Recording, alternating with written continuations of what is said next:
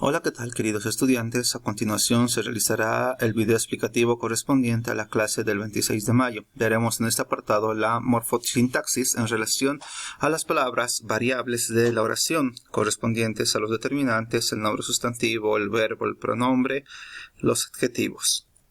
Muy bien, como nosotros ya hemos podido comprender que estudiar la lengua amerita tener un conocimiento acerca de su origen.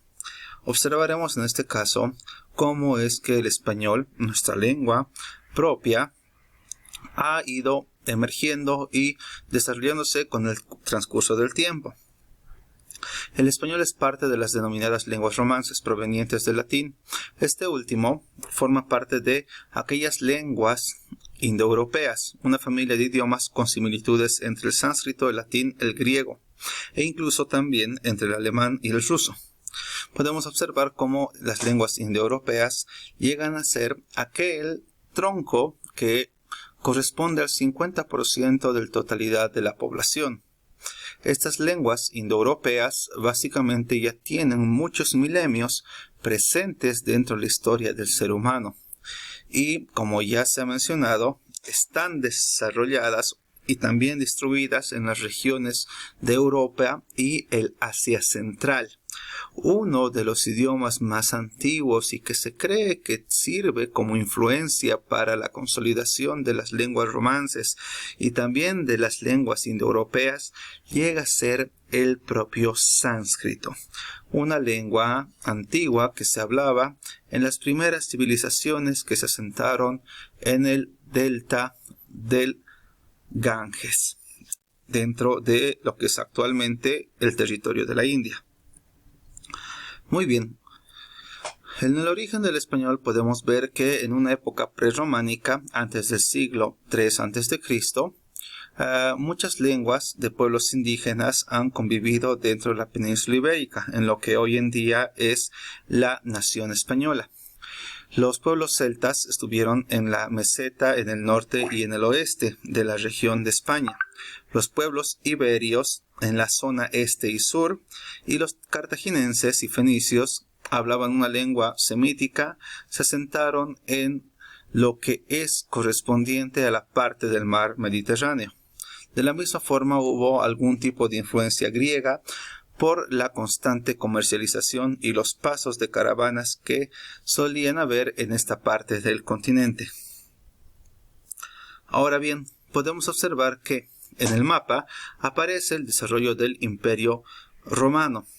Entonces consideramos que este imperio fue el más importante en lo que se refiere a toda Europa occidental, y podemos observar cómo a partir de siglos antes de Cristo va creciendo hasta llegar a ocupar prácticamente toda Europa, parte de Asia y la correspondiente ubicación geográfica del norte de África. De la misma forma, entre el siglo III a.C. y fines del siglo I a.C., hay una romanización de la península ibérica. Las lenguas prerromanas decaen en su uso y se limitan a las áreas rurales. Inicialmente se da un bilingüismo. Sin embargo, las lenguas indígenas han quedado limitadas a las regiones más aisladas. De esta forma, el latín va a predominar en relación a los procesos administrativos y la vida oficial de esta parte de la península ibérica, que, repito nuevamente, ha sido conquistada por el Imperio Romano. Ahora bien, podemos observar que el origen del español se va a dar a partir de esta intromisión del Imperio Romano y la mezcla que va a haber obviamente con las diferentes variantes o dialectos que ocurrieron dentro de la península ibérica antes de la llegada y la conquista de los latinos. De una forma muy aparte podemos mencionar que este español va a surgir a partir de las diferentes variaciones dialectales que va a tener el latín luego de la caída del Imperio Romano de Occidente en una primera aproximación y posteriormente en la historia del Imperio Romano Bizantino. Entonces, con la llegada de los españoles a América, se va a expandir mucho más en los virreinatos del Perú, de Nueva Granada, del Río de la Plata y las diferentes colonias que la nación o el imperio español ha podido tener durante esta época colonial en América Latina. Muy bien, nos adentramos a lo que es el tema de la lingüística.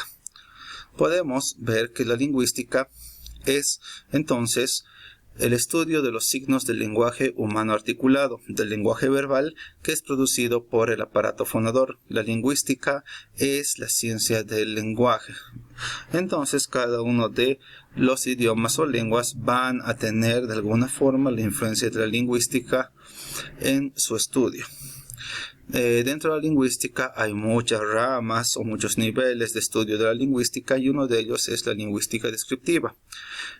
Básicamente es la lingüística ocupada de estudiar los elementos del lenguaje verbal y describe las clases de palabras que existen, la sintaxis y las reglas gramaticales en relación a los fonemas y monemas que se puede llegar a tener dentro de un lenguaje. Entonces, en resumen, la lingüística descriptiva estaría orientado o de alguna forma orientada a lo que es la gramática. Y la gramática entonces va a ser ese conjunto de normativas, va a ser el estudio de reglas y principios que regulan el uso de las lenguas y la organización de las palabras dentro de una oración. También se denomina así a un conjunto de reglas y principios que gobiernan el uso de un lenguaje determinado. Chicos, chicas, sin una gramática no puede haber un desarrollo pleno del lenguaje. Es más, la lengua tiene diferentes reglas, no importa si es escrita o solamente hablada, no importa si es una lengua muy arcaica o una lengua reciente, siempre van a existir leyes lingüísticas y siempre cualquier lengua va a tener su propia gramática. Por ello, y para que entendamos un poco mejor, se va a hacer el estudio de la lengua en 4 niveles, ¿sí? La gramática va a estudiar la lengua en 4 niveles. El nivel fonético-fonológico, el nivel sintáctico-morfológico, también llamado morfosintáctico, y el nivel léxico-semántico. Aparte de todo ello, habrá un nivel pragmático que también estaremos explicando su alcance. Entonces, teniendo en cuenta estos aspectos, podemos definir la fonología y la fonética como aquellas disciplinas de la gramática que se ocupan respectivamente de los significantes sonoros. La fonética se centra en los sonidos en cuanto a relaciones materiales y la fonología se encarga de lo relevante en un sistema determinado de estos sonidos. La fonología describiría al sonido de un modo abstracto. La fonética se ocuparía de la realización concreta.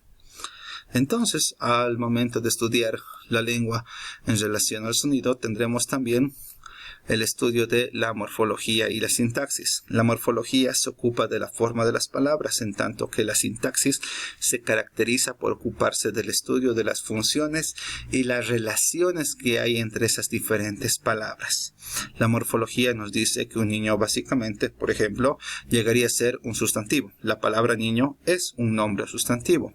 En tanto que la sintaxis nos podría decir que este pequeño ejemplo, la palabra niño sería en este caso un núcleo del sujeto, ¿sí?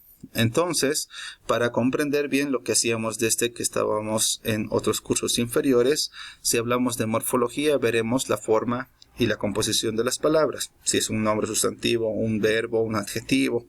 En tanto, si estudiamos la lengua al nivel de la sintaxis, veremos si va a ser el sujeto, predicado, los complementos, los núcleos del sujeto, etc. Entonces, al hacer esta distinción, nos quedaría por señalar la semántica y la pragmática. La semántica se encarga del significado o el contenido propio de las palabras de una lengua, en tanto que la pragmática se interesa por el contexto que influye en la interpretación de algún tipo de mensaje en una lengua. Va a observar la lengua en uso e influenciada por el medio ambiente. Muy bien. Ahora, haciendo todas esas consideraciones, podemos pasar hacia las partes de la oración, haciendo un estudio de morfosintaxis. Las palabras variables e invariables. En la lengua española hay palabras que pueden cambiar de forma. Por ejemplo, si estamos refiriéndonos a la acción de trabajar, esta palabra puede decirse y escribirse de muchas formas. Puedo decir yo trabajo, trabajaré, trabajaron, trabajasteis, dependiendo si es presente, pasado, futuro y si corresponde a una primera, segunda o tercera persona de singular o plural. Podemos decir que esta palabra tiene variaciones. En este sentido, podemos llegar a comprender lo mismo en relación a otro tipo de palabras. Tomando en cuenta los nombres, podemos decir, por ejemplo, niño, niña, niños, niñas, mostrando sus diferentes declinaciones o variaciones. Y también en cuanto a los adjetivos, por ejemplo, blanco, blanca, blancos, blancas, que tienen variaciones en género y en número. Entonces, de la misma forma en que hay palabras variables, también hay otras palabras que no admiten cambios. Son aquellas que se denominarán palabras invariables. Las palabras invariables, entonces, van a ser aquellas que se escriben de la misma manera independientemente de un contexto u otro. Son los adverbios, las preposiciones, las conjunciones y las preposiciones. En relación a la morfología y la sintaxis, distinguimos así entre palabras variables e invariables. Las palabras variables son las que admiten cambio o flexión en su forma. Las palabras invariables son las que no admiten cambio o flexión en su forma. Muy bien. Debido a ello vamos a llegar a observar que las variables serán el sustantivo, nombre, determinante, verbo, adjetivo y el pronombre, en tanto que las palabras invariables, nuevamente repetimos, serán el adverbio, la conjunción, la preposición y la interjección. Continuando con esta explicación, observaremos que los sustantivos serán el objeto de nuestro estudio en este vídeo. Los sustantivos son palabras léxicas que denotan entidades materiales o inmateriales de toda naturaleza o condición. Jóvenes y señoritas, el primer acercamiento, la primera palabra variable que veremos será el nombre sustantivo. Entonces, gracias al nombre sustantivo, nosotros podemos señalar o de alguna forma denotar la presencia o la existencia de entidades materiales o inmateriales. ¿Sí? Es lo que llamaremos personas. El nombre sustantivo tendrá diferentes propiedades que son el género y el número. Entonces, estas variaciones de género y número serán particulares dependiendo de cada uno de los casos. El género de los sustantivos, en este caso, muchas veces va a tener las siguientes particularidades. Los sustantivos que indican su género mediante la terminación pueden lograrse con el femenino mediante el cambio de vocal. ¿Sí? Ejemplo, el mono, la mona, león, leona. Sin embargo, hay otros sustantivos que indican el cambio de género mediante un artículo. Un ejemplo, psiquiatra. Puedo decir el psiquiatra para el masculino o la psiquiatra para el femenino, sin cambiar el nombre, sino cambiando el artículo que lo antecede. En este sentido, los sustantivos también pueden indicar cambio de género mediante palabras diferentes. Yerno, nuera, toro, vaca. En este caso hay un cambio de toda la palabra en sí. Los sustantivos de la misma forma no indican sexo. De ser nombrado también serán llamados epicenos. La serpiente, la foca. Independientemente si son machos o hembras, se utiliza un solo género para su denominación.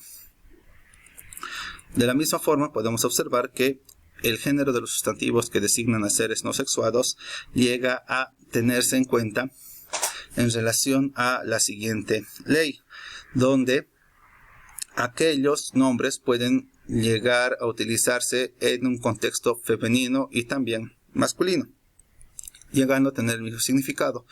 Como ejemplos tenemos el tilde o la tilde, el azúcar o la azúcar, el margen o la margen, el maratón o la maratón, que de una forma se puede entender que llegan a significar lo mismo. Habiendo excepciones como, por ejemplo, el pendiente, que significa aro, y la pendiente, que sería bajada. ¿Sí? Que indican contenidos o significados muy diferentes. El número puede ser singular o plural. Entonces, se puede llegar a crear el sustantivo en cuanto a número, su plural, pluralizar el sustantivo, agregando una S, agregando también la sílaba es cuando las palabras terminan en i o en u tónicas. De la misma forma, también se puede agregar esta sílaba e o s, dependiendo si son tónicas las palabras que terminan en a o en o.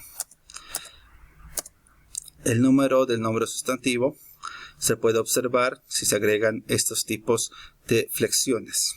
¿sí? Que se estarán revisando de poco a poco en el transcurso de la clase. Recordemos que la clasificación del nombre sustantivo llega a darse en relación a los nombres sustantivos comunes, propios, concretos, abstractos, contables, no contables, individuales o colectivos. La siguiente clase veremos más sobre ello. Muchas gracias.